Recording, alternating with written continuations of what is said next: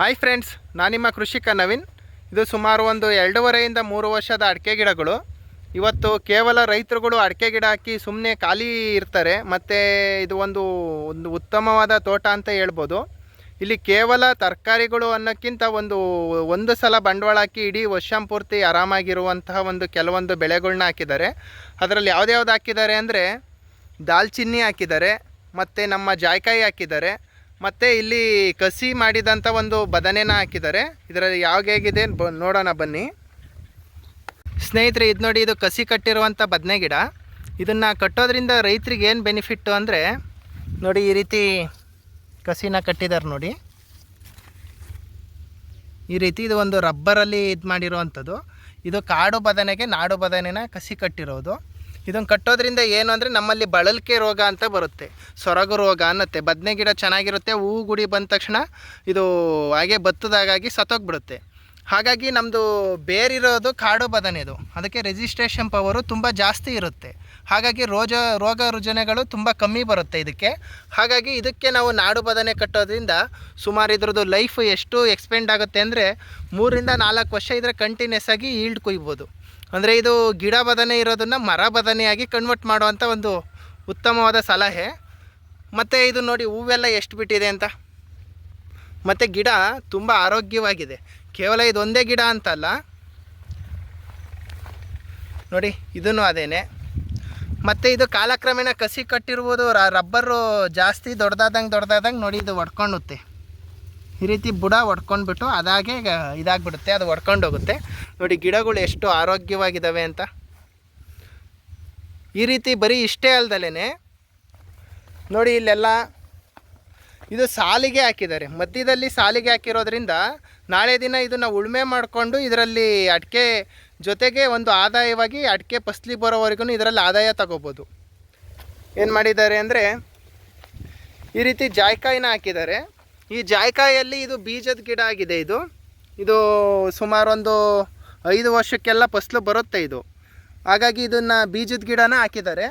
ಅದಾದಮೇಲೆ ಇಲ್ಲಿ ದಾಲ್ಚಿನ್ನಿ ಹಾಕಿದ್ದಾರೆ. ಈ ದಾಲ್ಚಿನ್ನಿನೂ ತುಂಬ ಚೆನ್ನಾಗಿ ಬರ್ತಿದೆ. ಇದು ರೈತರಿಗೆ ಒಂದು ವರದಾನ ಅಂತಲೇ ಹೇಳ್ಬೋದು.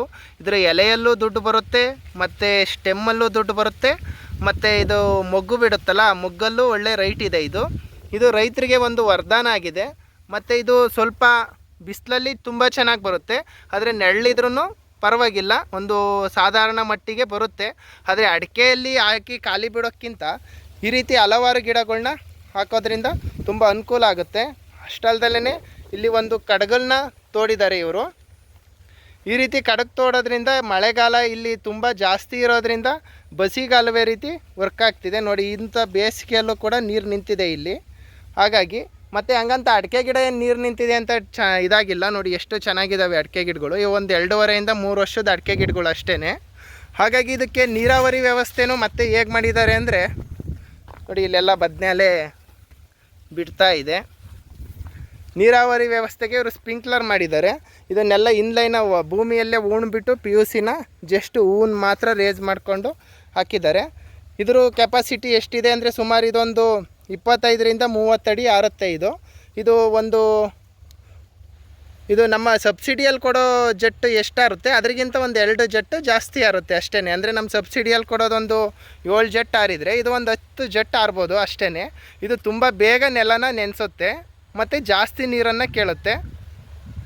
ಇದು ಸುಮಾರು ಒಂದು 1 ಇಂಚಿನ ಪೈಪಿಗೆ ಇದು ಕಲೆಕ್ಷನ್ ಕೊಟ್ಟಿರೋದು, ಭೂಮಿಯಲ್ಲೇ ಉಣಿರೋದು. ಮತ್ತು ಅಡಿಕೆ ನೋಡಿ ಎಷ್ಟು ಚೆನ್ನಾಗಿದೆ ಅಂತ. ಸೊ ಹಾಗಾಗಿ ಈ ರೀತಿ ಇದು ಮುಂದೊಂದು ದಿನ ಒಂದು ಉತ್ಕೃಷ್ಟವಾದ ತೋಟ ಆಗಿ ಕನ್ವರ್ಟ್ ಆಗುತ್ತೆ. ಯಾಕೆಂದರೆ ಜಾಯ್ಕಾಯಿ ಇದೆಲ್ಲ ನಾವು ಆದಷ್ಟು ಭೂಮಿಯಲ್ಲಿ ಇದು ಮಧ್ಯೆ ಖಾಲಿ ಬಿಟ್ಕೊಂಡಿರೋದ್ರಿಂದ ನಾವು ಆದಷ್ಟು ದನಗಳಿಗೆ ಮೇವು ಆಗಿರ್ಬೋದು, ಇಲ್ಲ ಯಾವುದೋ ಸಾಂಬಾರು ಸೊಪ್ಪಾಗಿರ್ಬೋದು, ಈ ರೀತಿ ತರಕಾರಿಗಳ್ನ ಬೆಳ್ಕೊಬೋದು. ಇದನ್ನು ಬೆಳ್ಕೊಂಡು ನಮಗೆ ಸಾಕು, ನೆಲ್ಲು ತುಂಬ ಜಾಸ್ತಿ ಆಯಿತು ಅನ್ನೋವಷ್ಟೊತ್ತಿಗೆ ಇದು ಸಾಲಿಗೆ ಬರದೇ ಇರೋ ರೀತಿಯಲ್ಲಿ ಅಡಿಕೆನ ಸಾಲಿಗೆ ಹಾಕಿದ್ದಾರೆ. ಹಾಗಾಗಿ ನೋಡಿ, ದಾಲ್ಚಿನ್ನಿ ಎಲ್ಲ ಮಧ್ಯೆ ಸಿಗೋಕ್ಕೆ ಇಲ್ಲಿ ನಾವು ಉಳುಮೆ ಮಾಡಿಕೊಂಡು ಒಂದು ಸೈಡು ಆರಾಮಾಗಿ ತರಕಾರಿಗಳ್ನ ಬೆಳ್ಕೊಬೋದು. ಅದಾದಮೇಲೆ ಕಾಲಕ್ರಮೇಣ ಒಂದು 4-5 ವರ್ಷಗಳಾದಮೇಲೆ ಕಂಟಿನ್ಯೂಸ್ ಆಗಿ ನಮಗೆ ಅಡಿಕೆನಲ್ಲೂ ಫಸಲು ಬರುತ್ತೆ, ಜಾಯ್ಕಾಯಲ್ಲೂ ಬರುತ್ತೆ, ಮತ್ತು ಚಕ್ಕೆನಲ್ಲೂ ಬರುತ್ತೆ. ಈ ರೀತಿ ಮಾಡೋದ್ರಿಂದ ರೈತರಿಗೊಂದು ಅನುಕೂಲ ಆಗುತ್ತೆ. ಸುಮ್ಮನೆ ಹಾಗೆ ಅಡಿಕೆ ಹಾಕಿ ಸುಮ್ಮನಿರೋಕ್ಕಿಂತ ಸ್ಟಾರ್ಟಿಂಗ್ ಒಂದು 2 ವರ್ಷ ಬೆಳೆ ಬೆಳ್ಕೊಂಡಿದ್ರು ಇದರಲ್ಲಿ, ಅದಾದಮೇಲೆ ಈ ರೀತಿ ಪರ್ಮನೆಂಟ್ ಸೊಲ್ಯೂಷನ್ನ ಮಾಡಿದ್ದಾರೆ. ಈ ರೀತಿ ಮಾಡ್ಕೊಳ್ಳೋದ್ರಿಂದ ರೈತರಿಗೊಂದು ಅನುಕೂಲ ಆಗುತ್ತೆ. Okay friends, thank you.